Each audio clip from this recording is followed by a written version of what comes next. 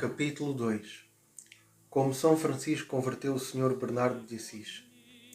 Frei Bernardo de Assis, que foi o primeiro companheiro de São Francisco, converteu-se desta maneira. Vivia ainda São Francisco em hábito secular, posto que já houvesse abandonado o mundo e se mostrasse tão desprezível e enfraquecido pela penitência que muitos o tomavam por insensato. E como maluco escarneciam e lhe atiravam pedras e lama, não só os estranhos como até os próprios parentes. Ele, porém, passava com grande paciência pelas injúrias e escárnios, como se fosse surdo e mudo.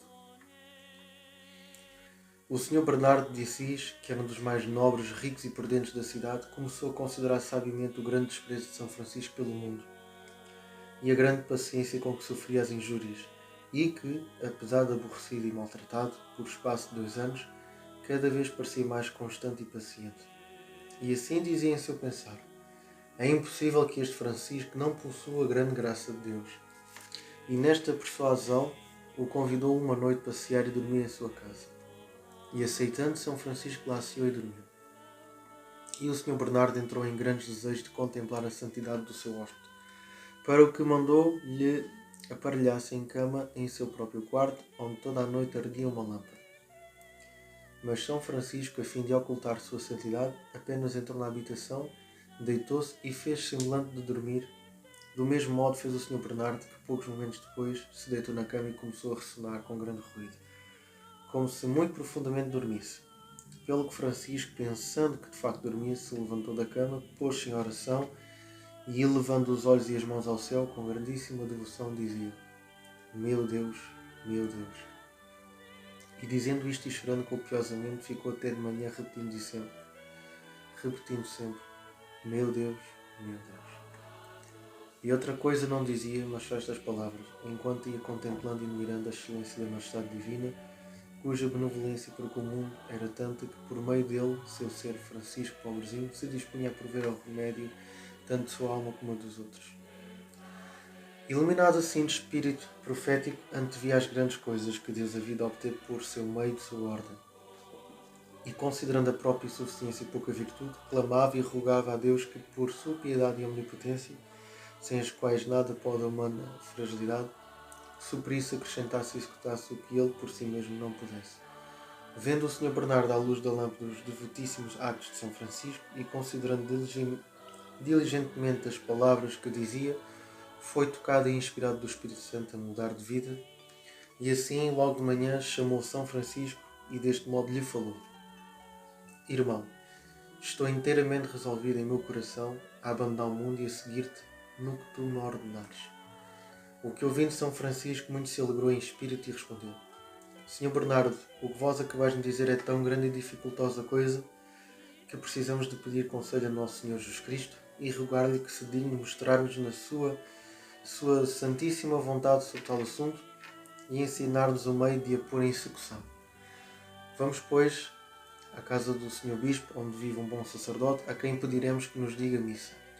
Ficaremos depois em oração até a hora de tércia, rogando a Deus que, abrindo nós o missal 3 vezes, nos seja mostrado o caminho que é de seu agrado seguirmos. Respondeu o Sr. Bernardo que isto muito lhe aprazia. Foram, pois, imediatamente ao Palácio Episcopal e, depois de ouvirem missa, tendo permanecido em oração até a hora de tércia, tomou o sacerdote a rogo de São Francisco o missal e, fazendo ele o sinal da cruz em nome do Nosso Senhor Jesus Cristo, 3 vezes o abriu. Na primeira, depararam-se-lhes aquelas palavras do Evangelho que Cristo disse ao jovem que lhe perguntou qual era o caminho da perfeição: Se queres ser perfeito, vai, vendo o que tens, dá aos pobres e segue-me. Na segunda, ocorreu-lhes a palavra de Cristo aos apóstolos: Nada leveis para o caminho, nem bordão, nem alforjes, nem sapatos, nem dinheiro. Querendo com isto ensinar-lhes que todo o cuidado da vida deviam pôr em Deus, sem outra preocupação mais do que pregar o Evangelho.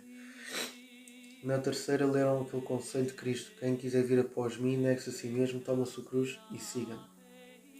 Então disse São Francisco ao Sr. Bernardo: Aqui está o conselho que Cristo vos dá. E depois e fazer exatamente como o viste. E bendito seja Nosso Senhor Jesus Cristo, que se dignou mostrar-nos o caminho do seu Evangelho. Ouvindo isto, o Sr. Bernardo partiu e, conquanto fosse muito rico, vendeu tudo quanto tinha e, com grande alegria, o repartiu pelos pobres, pelos órfãos, pelos encarcerados, pelos mosteiros, hospitais e peregrinos, e em tudo ajudava São Francisco com diligência e fidelidade. Ora, mas vendo um certo senhor Silvestre que São Francisco dava tanto dinheiro aos pobres, levado da avareza, disse-lhe: Tu não me pagaste ainda inteiramente as pedras que te vendi para reparar a igreja. Por isso, agora que tens dinheiro, paga-me. Admirado São Francisco de tanta avareza, não querendo entrar em contestações e como verdadeiro seguidor do Evangelho, que era, mete as mãos na escarcela do Sr. Bernardo, de onde as tirou cheias de moedas, e despejando-as nas do Sr. Silvestre, dizia-lhe que se mais quisesse, mais lhe daria. Contente-se foi dali o Sr. Silvestre para casa.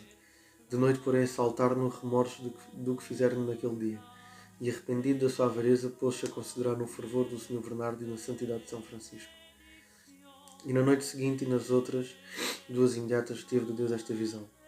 Parecia-lhe da boca de São Francisco sair uma cruz de ouro, cuja sumidade tocava no céu e cujo braço estendia de oriente ao ocidente. Por causa desta visão, deu pelo amor de Deus quanto possuía aos pobres e fez-se frade menor. E viveu na ordem com tanta santidade que falava com Deus como de amigo para amigo, como o próprio Francisco muitas vezes observou e mais adiante se irá. O Sr. Bernardo teve do mesmo modo tanta graça divina que a miúdo era arrebentado em contemplação. E dele dizia São Francisco que era digno de toda a reverência e que fora ele o fundador da ordem, por ter sido o primeiro que, deixando o mundo, deu tudo aos pobres de Cristo, sem nada a reservar para si, e começou a pobreza evangélica, oferecendo-se nu de todo o terreno, nos braços do crucificado, o qual por nós seja bendito por séculos sem fim. Amém. São Francisco de Assis, rogai por nós. Imaculada Conceição, rogai por nós. Paz e bem.